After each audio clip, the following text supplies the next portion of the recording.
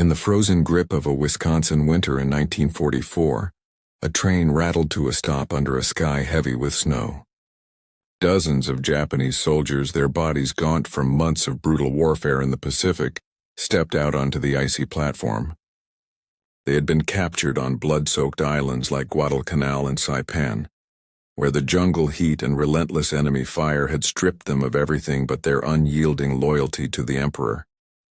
These men, indoctrinated by years of propaganda, braced themselves for what they knew was coming: torture, starvation, and the final humiliation of defeat. Whispers passed among them in the dim light, stories of American barbarism, of prisoners worked to death or worse. But as the camp gates loomed ahead, something felt off. There were no snarling dogs, no whips cracking in the air.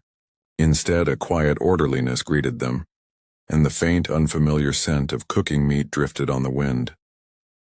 Little did they know this place, Camp McCoy, would shatter them not with cruelty but with something far more disarming: mercy. This is the untold story of how Japanese POWs, expecting hell, were broken by Hamburgers, Coca-Cola, and the simple humanity of their captors, a tale that reveals the profound contradictions of war. The journey to this moment had been a nightmare. Captured in the heat of battle, these soldiers had endured interrogation on makeshift island bases, then crammed into the holds of American ships for the long voyage across the Pacific.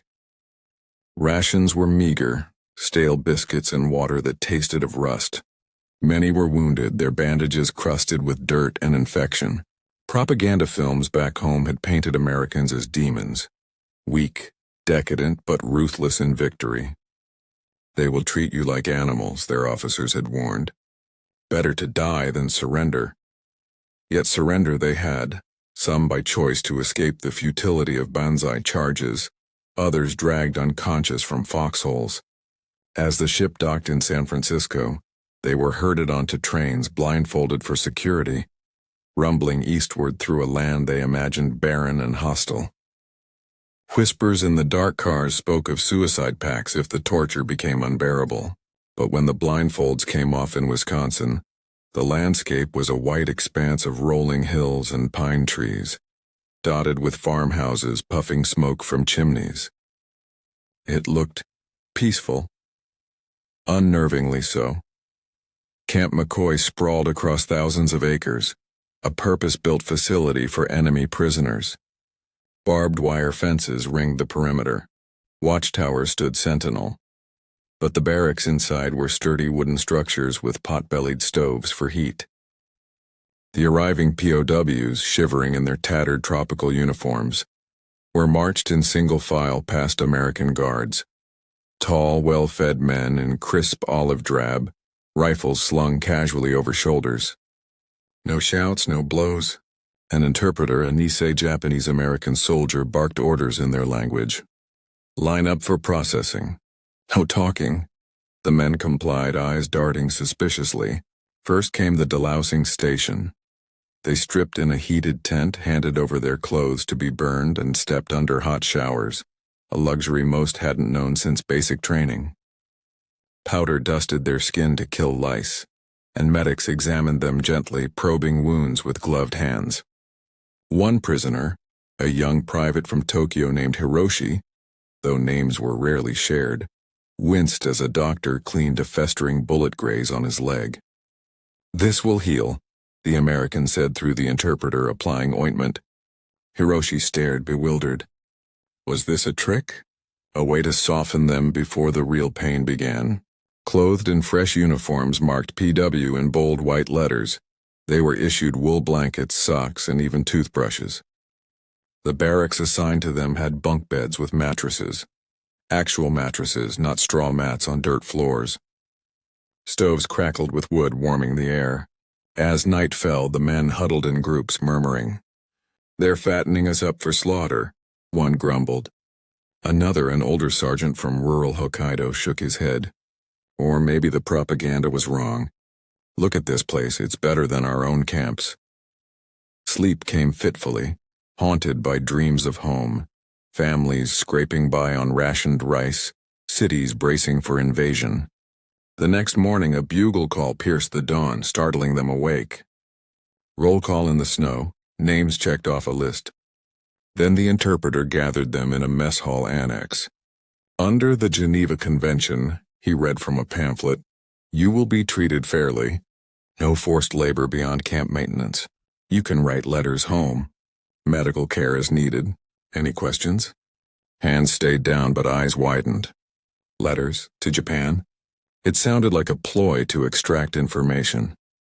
Medical exams followed, revealing the toll of war. Scurvy from vitamin deficiencies, beriberi swelling legs, ribs protruding like cage bars. Doctors prescribed pills and injections, handing out oranges, bright juicy fruits that burst with sweetness when bitten. One prisoner, tentatively sinking his teeth into the peel at first, laughed in surprise at the flavor. "Like sunshine," he whispered to his bunkmate. But suspicion lingered. Why heal the enemy? The answer, unspoken, was simple.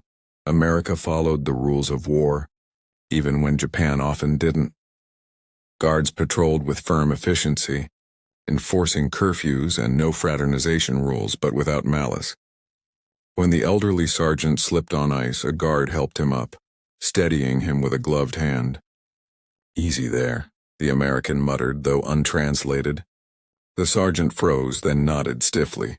Such gestures accumulated like snowflakes, building into something unavoidable.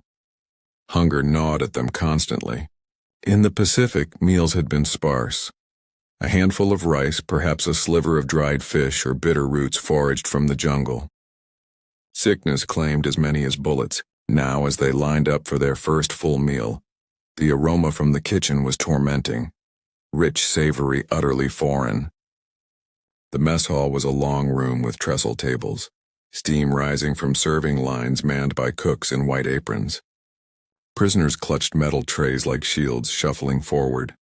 What would it be? Scraps? Poisoned gruel? The lead man reached the counter and his eyes bulged. There on his tray was plopped a hamburger, a thick beef patty sizzling on a soft bun topped with lettuce, tomato, and a slice of cheese melting invitingly. Beside it, a heap of golden fried potatoes, crispy and salted. And to drink? A bottle of Coca-Cola, dark and fizzing when opened. The soldier stared, tray trembling. "What? What is this?" he stammered to the interpreter. The room fell silent as the men sat, poking at the food. The first bite, tentative, almost fearful. For Hiroshi, it was the bun first, soft, pillowy, unlike the hardtack he'd known. Then the meat, juicy and flavored with seasonings that exploded on his tongue. Grease dripped down his chin as he chewed, eyes closing in involuntary bliss. Beside him, a comrade popped the Coke bottle, the hiss startling everyone. He sipped, and the carbonation burned his throat, sweet, bubbly, like nothing in Japan. He coughed, then laughed uncontrollably, bubbles foaming from his nose. "It's alive," he gasped. Tears streamed down another's face as he devoured the fries, whispering, "I had forgotten the taste of fat, real fat." The meal assaulted their senses, their beliefs. This wasn't survival food. It was abundance. 3 meals a day like this, while their armies starved on islands, families back home boiled weeds for soup. Shame washed over them with each swallow. One man pushed his tray away at first, muttering about weakening resolve, but hunger won. Debates erupted in hushed tones. This is their trick, to make us soft. No, this is how they live. Endless food. No wonder they fight without fear. That first meal became legend among the POWs, a turning point where expectations cracked. But camp life settled into a rhythm that deepened the contradictions. Mornings started with roll call, then supervised work details, shoveling snow from paths, chopping wood for stoves, or laboring on nearby farms, picking vegetables or tending livestock. They were paid in scrip, coupons redeemable at the canteen for luxuries, chocolate bars, cigarettes, soap. The first time a prisoner bought a Hershey's bar, he unwrapped it reverently, nibbling a corner. "In Japan, chocolate is medicine for the rich," he said. "Here, it's for prisoners." English classes were offered, voluntary but encouraged, with guards teaching basic phrases. "Hello, Thank you. More, please. Letters home were a lifeline, 2 per month, plus 4 postcards, all censored.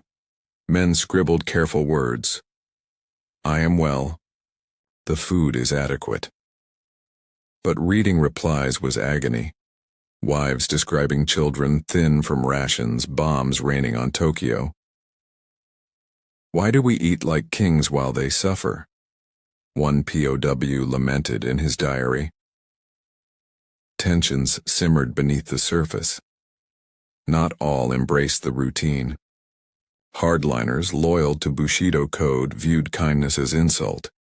Arguments broke out. Japan will win. The emperor is divine. Look around, fool. Their trucks never run out of gas. Their planes blot the sky. Guards intervened calmly, separating brawlers without beatings. Monotony bred homesickness. Some stared at the fence, dreaming of escape, but the vast Midwest deterred them. Where would they go? Small acts of humanity pierced the divide. A young guard named Miller, barely older than the prisoners, shared chewing gum one afternoon. Try it, he said through gestures. The POW chewed, then swallowed it whole, eyes widening in alarm. Miller laughed, miming to spit it out. Laughter spread, a rare bridge. Later, Miller pulled out a wallet photo of his family, a smiling wife and baby. The prisoner, a father himself, sketched his own home on scrap paper, a modest house in Kyoto, cherry blossoms in bloom. They exchanged nods, no words needed. Not all interactions were warm. A local farmer, whose son had died at Pearl Harbor, drove by the work detail and spat near a POW's feet, cursing under his breath. The prisoner flinched but said nothing, guilt twisting inside. Had he fired the shot that killed that boy? Red Cross inspections ensured compliance. Officials toured barracks, noting clean conditions and full rations. Religion offered solace. Some attended chapel services, curious about the enemy's God. A chaplain read from the Bible in broken Japanese. Love your enemies. Whispers followed. Impossible. Yet evidence mounted. Children from nearby towns sometimes peeked through the fence, tossing candy bars over when guards looked away. One POW caught a Hershey's, unwrapping it with trembling hands. As the chocolate melted on his tongue, tears fell. He thought of his own son starving. This child sees me as human, he wrote later, not monster. As 1945 dawned, rumors filtered in. Allied advances, islands falling like dominoes. Prisoners debated in secret, loyalty fracturing. The war is lost, one admitted. Their machines, their food, it's endless. Propaganda leaflets dropped by planes showed bombed Japanese cities, but guards allowed reading materials, newspapers with censored war news. The canteen stocked more wonders. Ice cream on hot days, coffee that warmed bones. A prisoner sipped his first cup, grimacing at the bitterness, then adding sugar until it tasted like victory. But guilt gnawed deeper. Letters from home grew desperate. We eat grass now. Pray for invasion's end. In the mess hall, hamburgers reappeared weekly, each bite a reminder of disparity. One evening, after a particularly hearty meal, steak, potatoes, and pie, a group sat in silence. We live better captured than free, a voice broke. Nods all around, eyes downcast. Spring brought farm work, hands in soil planting seeds, ironic for men who'd fought over barren atolls. Bonds formed subtly. A guard taught poker with canteen cigarettes as stakes, laughter echoing. But news darkened. Fire bombings of Tokyo, thousands dead. Prisoners wept privately, punching pillows. Then, in August, the atomic bombs. Whispers first. A single bomb destroyed Hiroshima. Disbelief, then horror as Nagasaki followed. Guards confirmed Japan's surrender days later over the camp loudspeaker.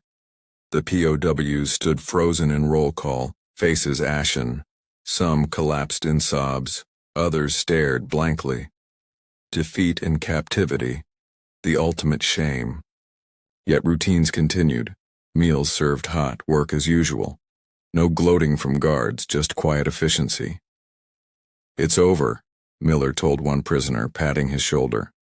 The man nodded, whispering, "For you, victory. For us." What? Repatriation preparations began. Medical checks ensured fitness for the voyage. Clean uniforms issued, belongings packed. Wooden carvings, souvenirs whittled in spare time, were tucked away, along with unsent letters. As they boarded trains for the coast, glances back at Camp McCoy lingered. The ship home was crowded but fed well. Irony not lost. Fears swirled. Would they be branded traitors? Cowards for surviving? Memories of that first hamburger haunted dreams. The warmth, the flavor, the tears. Arriving in devastated Japan, cities rubble, people skeletal, they faced stares and whispers. "You look healthy," families said accusingly. Stories stayed buried. Speaking of American kindness risked scorn. But in quiet moments, fathers told sons, "I learned there that kindness is harder than cruelty. Cruelty you fight. Kindness you remember forever." Years later, some POWs returned to the U.S. as tourists, visiting old campsites now overgrown. They stood where mess halls once served those life-changing meals, reflecting on contradictions. War's scars faded, but tastes lingered. The fizz of Coke, the juiciness of beef. In a world rebuilt, these men carried a secret truth. Humanity persists even in enmity. The hamburgers and Coca-Cola didn't just feed bodies. They reshaped souls, proving mercy can conquer where might fails. And so, the forgotten chapter closes. A reminder that in war's shadow, simple acts echo eternally.